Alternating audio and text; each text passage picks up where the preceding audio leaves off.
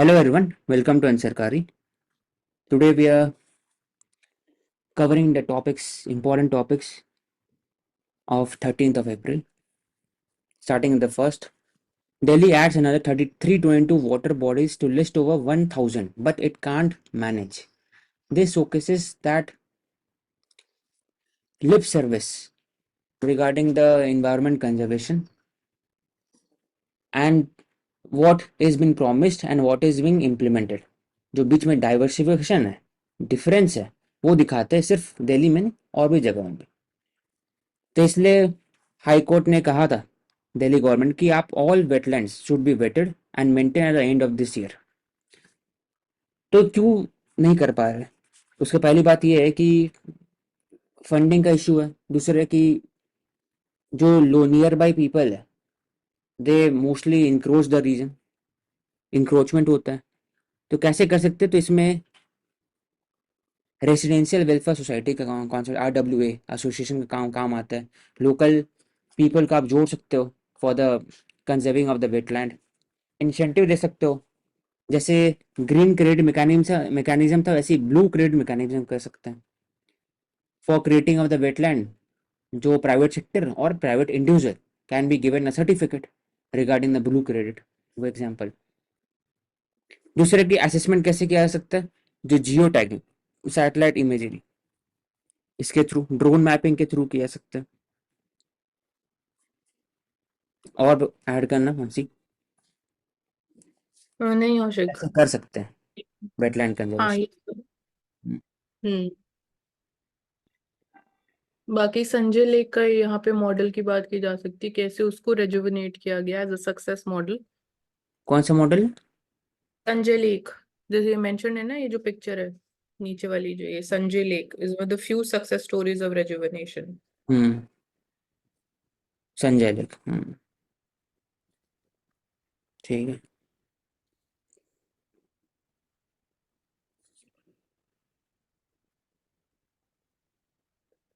तो wetland important बहुत ज्यादा है, तो इसको लिस्ट में लिख सकते हैं कि 1000 wetland they have been notified. ठीक है। कॉफी से related important keyword, Kerala account 70%, total Kerala, Tamil Nadu and Karnataka, sorry Karnataka amount 70%, Karnataka, Kerala and Tamil Nadu contribute 83%। India में रोबस्टिक, अरेबिका एंड रोबस्ता दोनों कल्टीवेट होते हैं। Arabica is higher quality, it is exported mostly. Robusta constitute 70% of India total coffee production. दोनों produce करते हैं लेकिन robusta का सबसे ज्यादा है। फिर अगर 80% of India coffee production is exported, और मोस्टली कौन कौन से डिस्ट्रिक्ट है जहां पर दे आर कल्टिवेटेड? तो दो तीन डिस्ट्रिक्ट है। पहला Chikmagalur district, Kodagu district, Hassan district.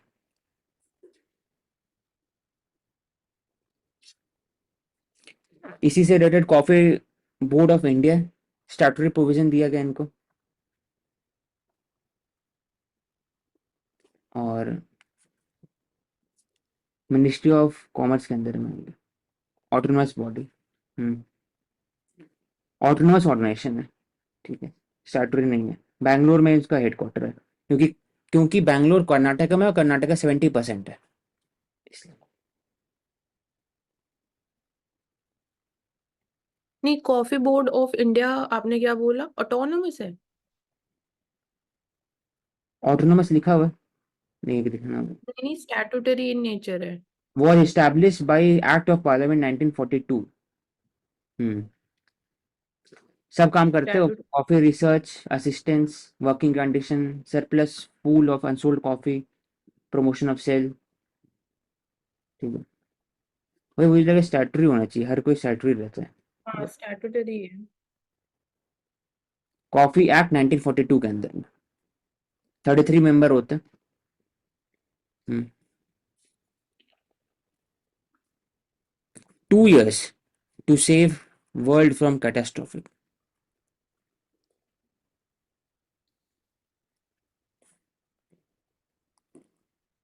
COP29 अभी climate summit to be held in Baku, Azerbaijan.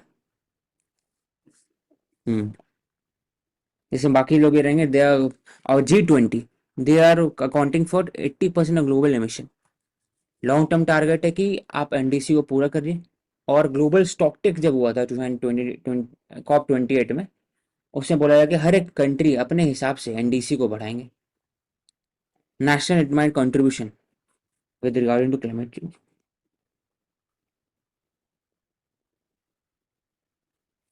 क्योंकि देखा जाए तो heat is wave is increasing. 90 days average था पहले हीट वेव इंडिया में, अभी वो बढ़ के 140 डेज हो चुका है। 1990 में 90 डेज था, अभी 140 डेज है। तो ये दिखाता है कि हीट वेव एवरेज बढ़ते जा रहे हैं, वार्मिंग ऑफ टेम्परेचर हो रहा है। और 2022 में 190 डेज एवरेज हीट वेव थे। El Nino phenomena, volcanic eruption, सबके कारण इम्पैक्ट होता है।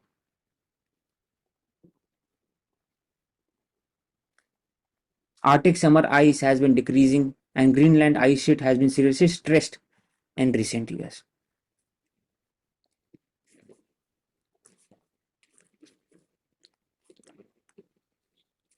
When we talk about the tea cultivation in India, it was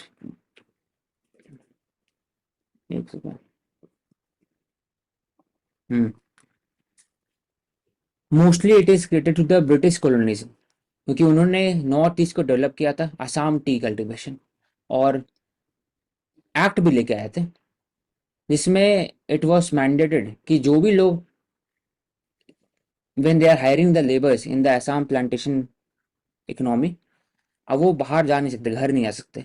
वो एक्ट था। दैट इज वाई ना इंडियन नेशनलिज्म में दे वर प्रोटेस्टिंग दैट एक्ट। 1885 के आसपास में हुआ था, एक बार सर्च कर लेना। क्या बोला, क्या ये लेके? एक्ट आया था, मतलब Bengal regarding tea cultivation, tea plantation ठीक। In Assam region. Land use policy change हुआ था ब्रिटिश के समय में।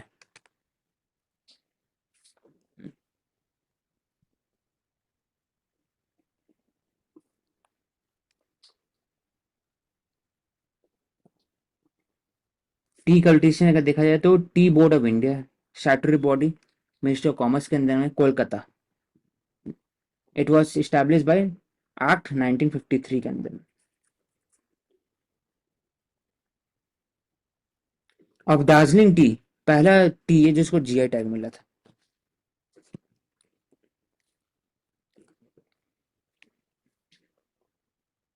एक एक्ट तो आ रहा है, टी कंट्रोल एक्ट ऑफ 1938 आ रहा है इसमें, to control the export of tea and the extension of the cultivation of tea area. और सेंट्रल टी बोर्ड भी इसी के अंडर बनाया गया था। हम्म।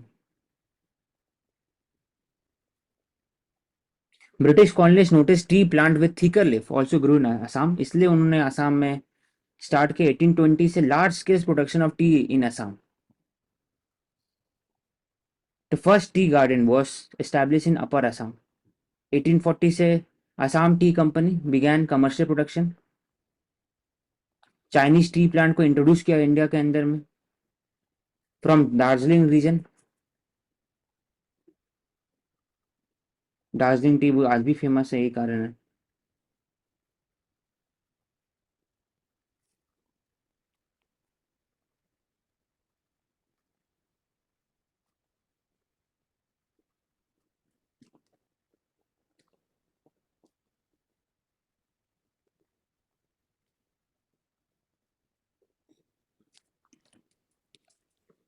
अब प्रॉब्लम क्या है टी स्टेट्स ऑफ इंडिया का, जो वहां पर है, चैलेंजेस है कि low wage, mostly they are hand picked. तो इसके कारण जो मिनिमम वेज एक्ट है वो एक तरह से दे डू नॉट क्रिएटेड जो सर्विस की मिनिमम वेज होना चाहिए उनका भी।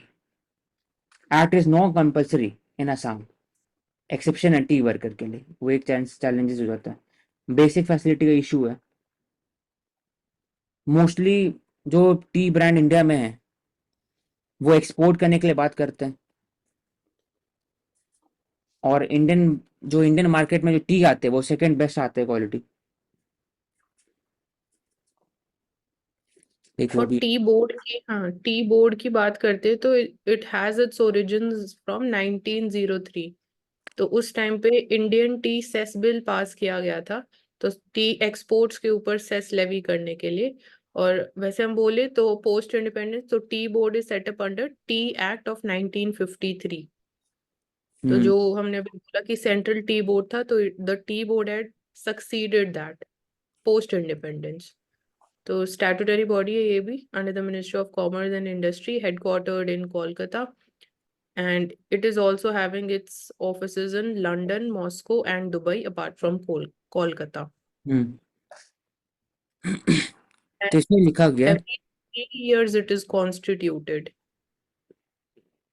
हम्म इसमें लिखा कि $18 billion total value of tea production है।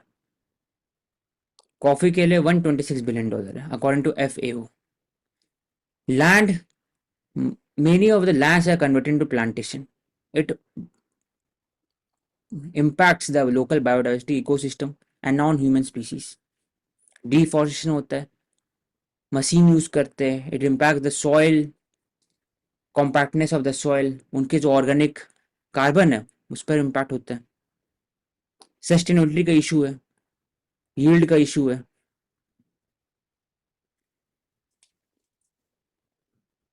तो for example, birds of the feather often replaces natural forest। तो उसने बोला है कि आप टी कल्टीवेशन कर रहे हो तो उसमें साथ साथ आपको पेस्टिसाइड चाहिए, इंसेक्टिसाइड चाहिए, तो उससे अच्छा है कि आप ऐसा बर्ड्स को यूज करें that can act as a biopesticide. जैसे for example, scientist are encouraging birds on these industrial garden, actually helping the growers, seed dispersion में काम आते हैं। For example, little spider hunter in India, ये एक example है। फिर scarlet tanager of North America, coffee plantation में जाते हैं, वहां पर they feast on the insect and berries. फिर गोल्डन विंड वार्बलर कनाडा में, they also feed on the insect, so they act as a biopesticide and bioinsecticide।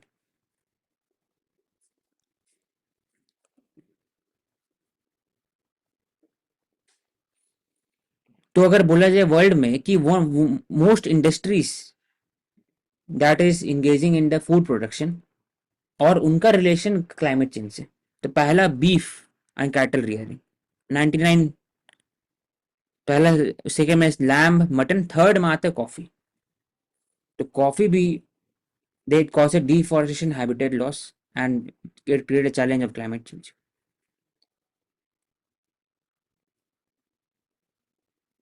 पहले coffee confined America in Arabic region था, particular in Yemen. इसके बाद फिर वो East Africa आया और trade was controlled by the Ottoman empire.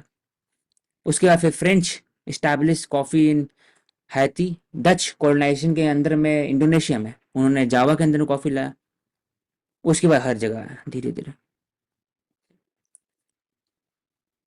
और यहाँ पे टी से रिलेटेड एक और इम्पोर्टेंट फैक्ट है कि टी बोर्ड का जो ऑफिस है 1960s और 70s में, मतलब पोस्ट इंडिपेंडेंस, इस टाइम पीरियड में न्यूयॉर्क सिटी में भी एक ऑफिस होता था, एंड उसके जो पहले डायरेक्टर थे it was PV Ramaswamy. Hmm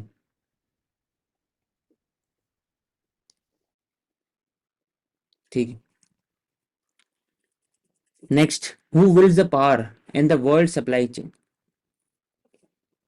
supply chain बहुत इंपॉर्टेंट पार्ट होता है, both in the economic, political economy, and even in the defence.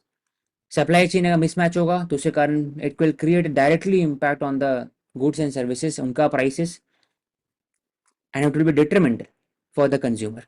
जैसे येमेन ने जब अटैक किया रेड सी में, चाहे फिर चाइना बोलते हैं कि it is integrating Taiwan in next 5 to 10 years, या फिर there is a collapse of bridge and port of Baltimore, या फिर एक शिप है that got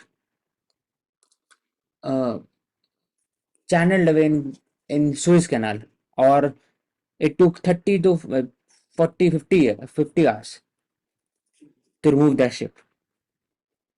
So it impacts the supply chain in the world.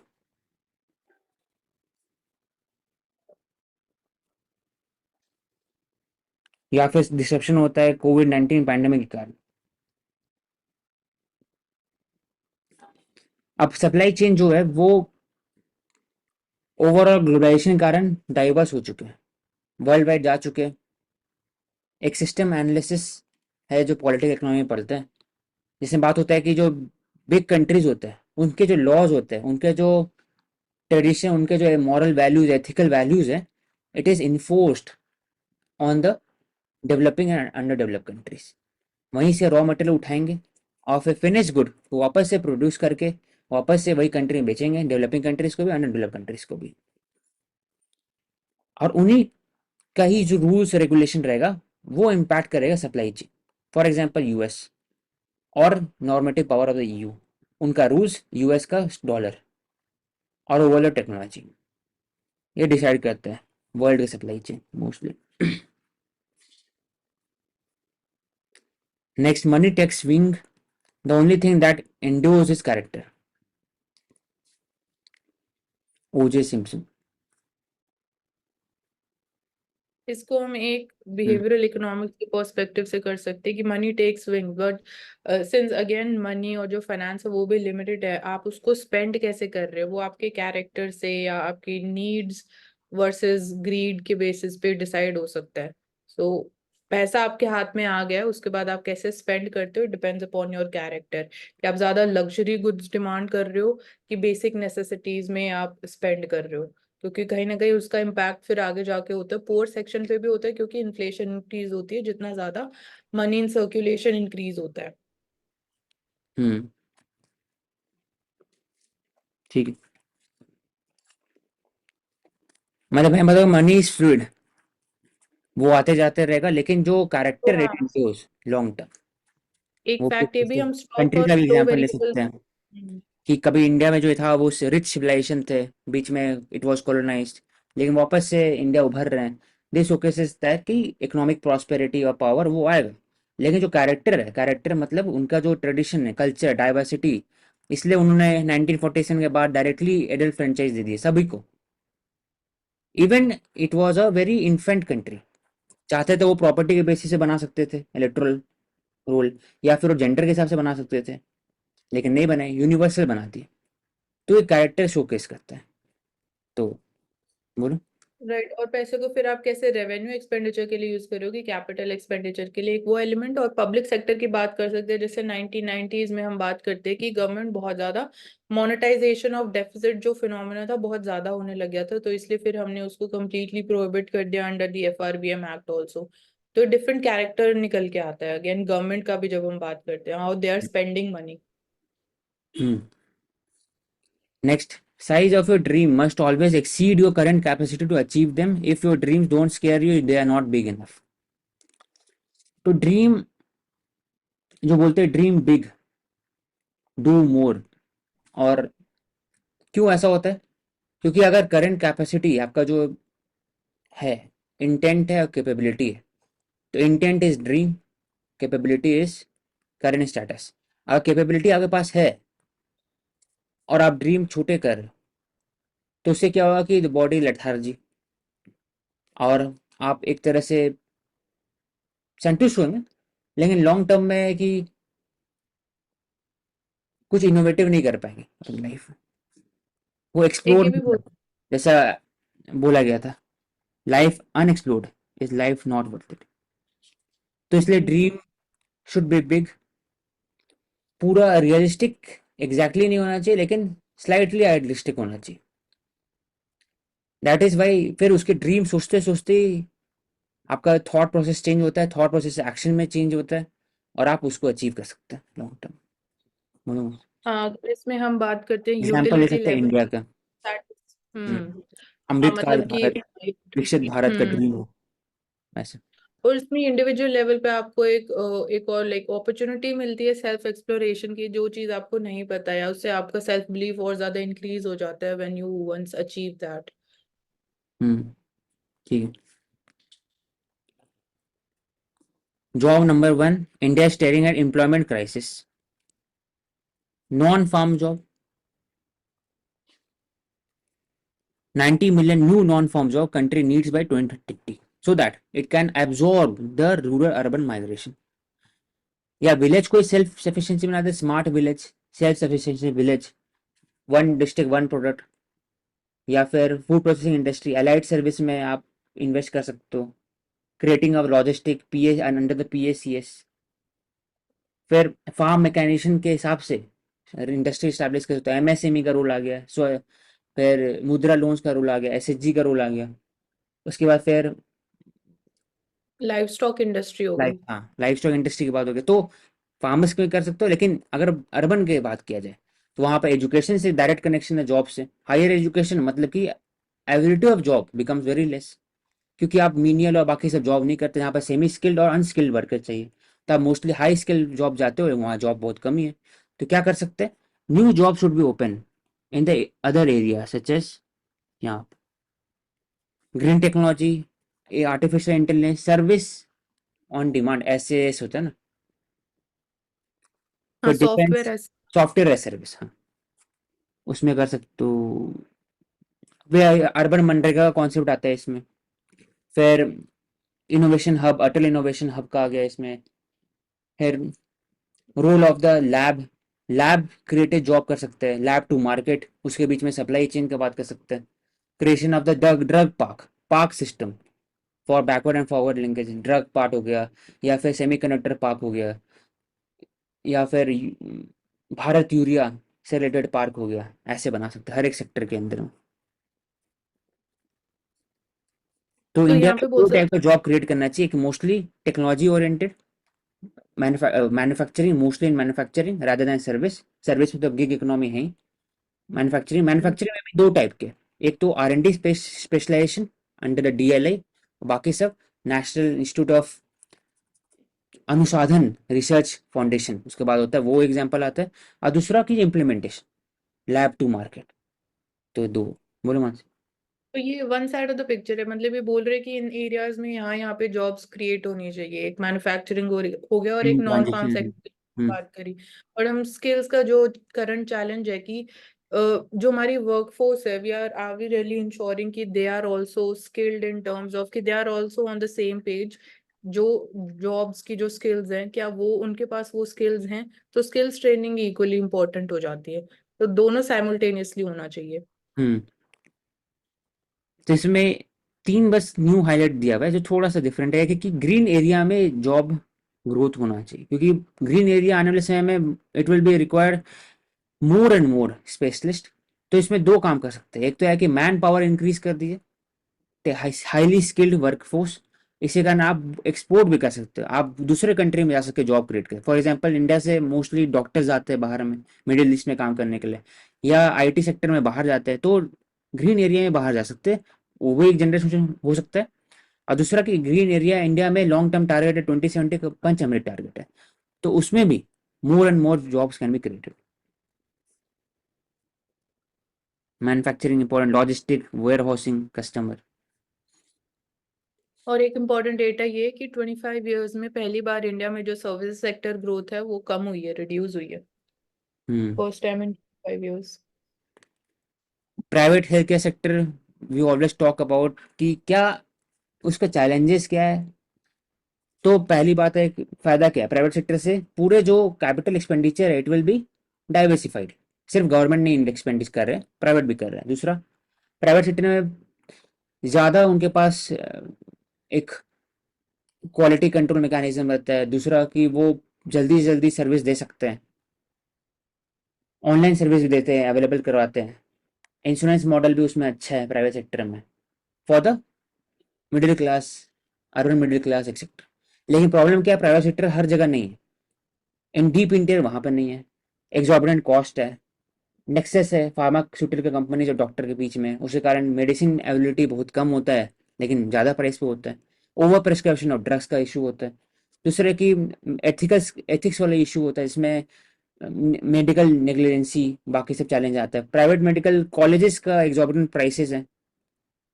तो इसमें अलग अलग एरिया हो गया, keyword PMJY, that talks about insurance density penetration, उसको बढ़ा सकते हैं। क्योंकि अभी अभी देखा जाता है private health care sector contribute to 80% of initial primary care. चाहे वो टीबी का देखा जाए या बाकी सब का भी, डिजीज का भी। Patient provider support agency has been initiated in 200 district. इसका काम क्या है, इसको लिख लो एक वर्ड को, patient provider support agency.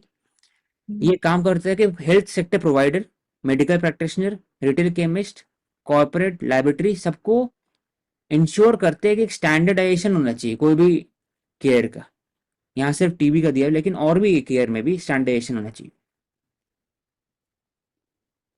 Example सिर्फ ट्यूबरकुलोसिस का, लेकिन इसको बाकी जगह में भी डाल सकते हैं, मलेरिया, डेंगू, सीबीडी, हर चीज में। तो पेशेंट प्रोवाइडर सपोर्ट एजेंसी एक तो नेटवर्क इंडिया में पर्टिकुलरली इसको हम टीबी के लिए यूज कर रहे हैं, अभी बाकी और किसी डिजीज के लिए यूज नहीं कर रहे हैं, तो एक करना ये चाहिए, फैक्ट। वो हम लोग रिकमेंड कर सकते हैं बस।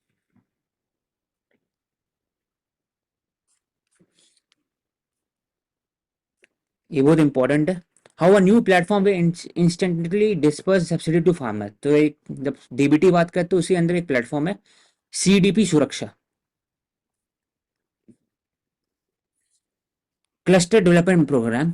इसमें बात हो रहा है कि जो हॉर्टिकल्चर फार्मर्स है उनको कैसे सब्सिडी दिया जाए। तो cluster based Suraksha program platform है, उसमें करेंगे। मेनली अभी 334 मिलियन टन्स प्रोडक्शन है हॉर्टिकल्चर का, and it is adding to 1/3 of the agriculture GDP. Keyword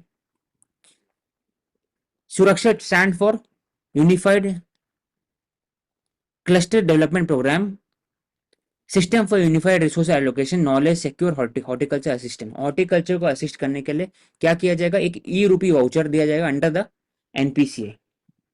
वो कैशलेस रहेगा, no electronic payment system, voucher दिया जाएगा और उसको स्कैन करके एसएमएस कोड बाकी सब स्कैन करके आप ले सकते हो। इसको भी इंटीग्रेट किया जाएगा पीएम किसान में भी, and it will have the facility of the geo tagging. National horti development board body that will allow the access to the farmers implementing agency. Farmer log in कर सकते हैं, वो जान सकते हैं सीडलिंग के बारे में, प्लांट्स के बारे में। हम्म वाउचर उनको प्लेटफॉर्म में मिलेगा। This voucher will then receive by the vendor who will provide the planting material for farmers. इसका मतलब एक प्लेटफॉर्म रहेगा, वहां पर देख सकते हैं जाकर के seeding, place an order for the planting material such as seed, seedling, plants based on the requirement. Demand कैसा होगा उसके हिसाब से सब्सिडी मिलेगा। ई रूपी वाउचर के हिसाब से ई रूपी वाउचर वेंडर को मिलेगा, वेंडर फिर जाकर के मटेरियल दे सकते हैं फार्मर्स को।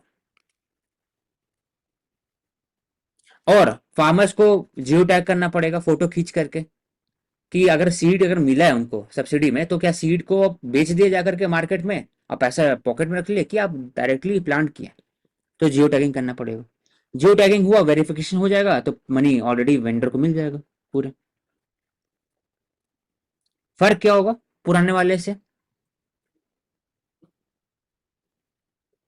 Vendor will receive payment only after farmer verifies the delivery of the order. Vendor को पहले सब्सिडी नहीं मिलेगा, फार्मर वेरीफाई करेंगे तभी मिलेगा। How many farmers and banks have come into board. तो अलग जगह में मेघालय में भी वो भी इंप्लीमेंट कर रहे हैं क्लस्टर बेसिस पे। 4 bank HDFC, ICIC, SBI, bank of Baroda have onboarded. They will generate e rupee voucher, e rupee. It is a cashless and non contact electronic payment system, QR code की मदद से होगा। अब CDP है क्या, national horticulture board. अब national horticulture board हमारा देखते हैं,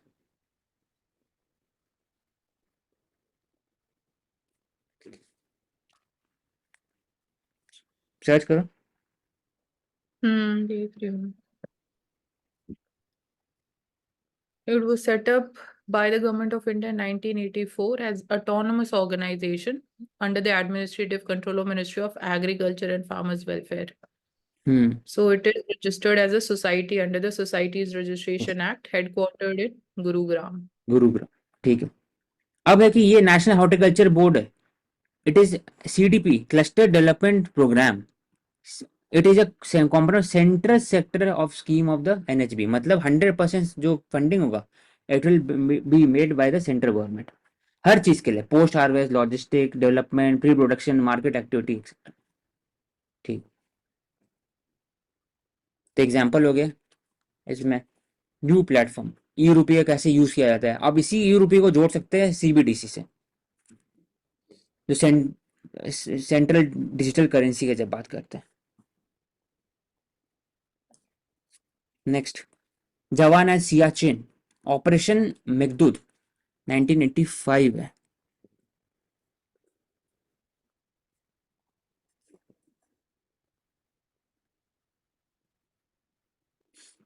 तो इसमें बात करो ऑपरेशन मेघदूत,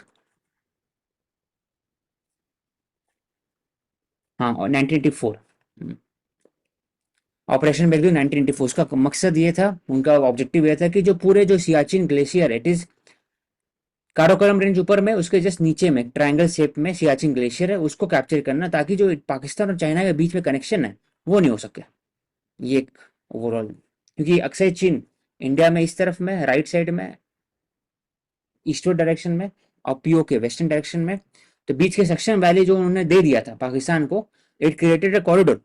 तो टू जो फ्रंट वॉर होगा उसमें लॉजिस्टिक सप्लाई आसानी से दे सकते थे चाइना पाकिस्तान को। तो ऑपरेशन मकदूद बिकेम वेरी इंपॉर्टेंट। क्यों? वहां पर अगर कैप्चर कर लेंगे तो तो हाई ऑल्टीट्यूड रीजन में कैप्चर कर पाओगे, तो आपको दिखेगा मूवमेंट ऑफ द ट्रूप्स, और वहां पर डिप्लॉय भी कर सकते हैं हेलीकॉप्टर्स को सियाचिन बेस में, और बाकी फिर मिसाइल्स को भी। उसके कारण you can create a impediment in the troops movement from China to Pakistan. इसलिए तो highest counter wall to 20 feet and जैसे अप। हाँ, इंडिया का ऑपरेशन मेघदूत था, तो पाकिस्तान का जो ऑपरेशन था it was named operation Ababeel. तो India was successful in the end in having complete control over Siachen glacier and we administer it as a part of Ladakh territory. Yes. तो ये जो पॉइंट है NJ9848, जब हम जोग्राफिकल लोकेशन एग्जैक्ट बात ये करते हैं 9 for Siachen glacier, four NJ9842, four मतलब इसको याद करने का यही है, 9 8 का हाफ 4 4 का हाफ 2, तो ऐसे याद कर सकते हैं। volcanic vortex ring, how when does a volcano spout volcanic vortex ring? तो ऐसा ring formation we have seen in the, जब मूवी में देखते हैं, ई सिगरेट में भी ऐसा होता है। क्यों होता है? प्रेशर के कारण, difference in pressure inside and outside, उसके कारण होता है। When gas water vapour is release rapidly through the vent, for example Etna crater, Etna कहाँ पर है? In the largest volcano Italy में होगा, Sicily, Mediterranean sea. It has erupted several times. तो उसके कारण क्या होता है? परफेक्टली सर्कुलर रिंग बनते हैं।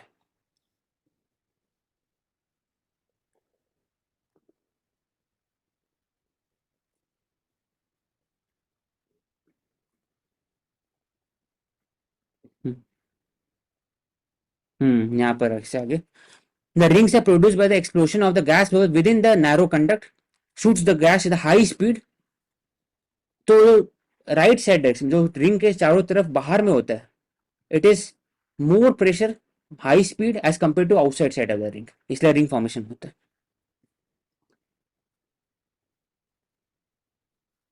तो माउंट एटना जो है इट इज स्ट्रेटो वोल्केनो, जिसको हम कॉम्पोजिट वोल्केनो भी बोलते हैं। तो इसका जो कैरेक्टरिस्टिक है, स्टीपी स्लोप्स होते हैं, मतलब हाइट में बहुत ज्यादा होता है, एंड एक्सप्लोसिव इरप्शंस होते हैं। Next, sandwich generation, it is caught between the ageing parents and young children. तो इसमें मल्टी जनरेशन केयर बहुत टफ होता है कि आप बच्चे को भी संभाल रहे हो और पेरेंट्स को भी संभाल रहे हो। तो उसके लिए अलग अलग social security mechanism endorse by the state होना चाहिए। Creche facility for the student, for the children, paid child care leave, और जो एल्डर पॉपुलेशन के लिए जॉइंट फैमिली इंपॉर्टेंट है, और फिर social security benefit, pension scheme. उसके बाद फिर एक सपोर्ट स्टाफ, जरूरी नहीं कि सबको आप ओल्ड एज होम में आप कर सकते हो, क्योंकि they need emotional support, physical support. उसके अलावा इसमें हेल्प कर सकते हो कि हेल्पर यूज कर सकते हो फ्रॉम द ओल्ड एज, वो भी एक केयर इकोनॉमी का पार्ट हो सकता है आने वाले समय में, इसको भी प्रमोट कर सकते हैं। Because right now multi generation care is causing burn out and empathy fatigue in the sandwich generation.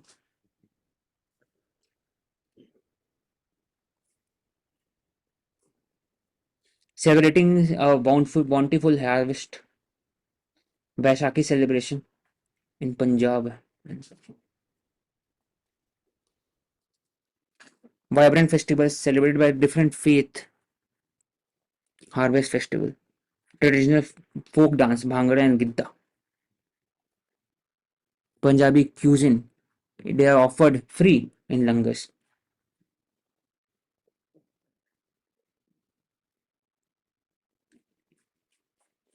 It is a gathering, local gathering, exchange of the sweet traditional delicacies, spirit of selflessness, compassion. Blood donation camp होता है उसके अंदर में, तो it is very important part, एक तरह से civil society formation में जो भी सिविल सोसाइटी होते हैं with respect to the celebration of Baisakhi, वो सामने आते हैं, it creates a fraternity in the society, और इंटीग्रेटिव यहाँ पे अप्रोच। फॉर्मेशन ऑफ खालसा पंथ, तो खालसा जो टर्म है इट मींस सोवरेन और फ्री। सो 1699 में the 10th Guru of six Guru Govind Singh ji he established the Khalsa पंथ। एंड उसके पीछे क्या ऑब्जेक्टिव पर्पस क्या था, तो it was established in order to teach the followers that no ritual और superstition is above the almighty and one should not fall for any superstition. Hmm So on that note, we are celebrating Baisakhi. Next, ISC researcher design novel hydrogel to remove microplastic from the water. Hydrogel polymer network होता है that can bind with the contaminated and degrade them by using UV light irradiation. तो sunlight में already UV होता है, जरूरत नहीं extra use करने का यूवी लाइट, तो हाइड्रोजेल को अगर आप डालोगे अंदर में तो it will bind with the contaminant, तो हो सकता है, क्योंकि अभी जो है by filtering the membranes microplastic को रिमूव नहीं कर सकते, 5 मिलीमीटर से नीचे microplastic it is available in all the food items और हर जगह में, और even it is seen that microplastic it is present in the blood stream. इसको रिमूव करने के लिए hydrogel, 3D hydrogel, 3 different polymer layers, chitosan, PVC, polyvinyl alcohol, and polyethylene. They are intertwined to make a network. IPN architecture इसको बोलते हैं, interpenetrating network. Infused with a matrix called copper substitute. अब क्या आते हैं, it acts as a nano cluster, UV light उसमें मिलता है तो डिग्रेडेड द माइक्रोप्लास्टिक और एब्जॉर्ब करते हो माइक्रोप्लास्टिक, तो overall it can remove 95% of microplastic in the water. तो एक ही कॉन्सेप्ट है कि hydrogel it reacts with the UV light and it binds with the microplastic and contaminate, it will be useful in treating the microplastic in the wetland, बाकी सब। So it is water insoluble, porous है, permeable solids को use करके बनाया जाता है, and polymer का भी एग्जाम्पल है hydrogel. Human wild life interaction में बात किया तो capture and relocation acts frequently proven unsustainable, fatal to animals involved. इसलिए एक ब्लरी लाइन है दोनों के बीच में। इफेक्टिव मैनेजमेंट कब हो सकता है, जब ऑल्टरनेटिव फॉर्म ऑफ रिजर्व आप बना सकते हो, एक इकोलॉजिकल सेंसिटिव जोन कर सकते हो, नेशनल पार्क इसको बना सकते हो, क्योंकि poor handling remove unnecessary removal from the habitat causes problem to the snakes, क्योंकि स्नेक का अपना एक हैबिटेट होता है, अगर उससे हटाया के कोई दूसरे जगह डाल जाएगा तो फिजिकल ट्रॉमा इंजुरीज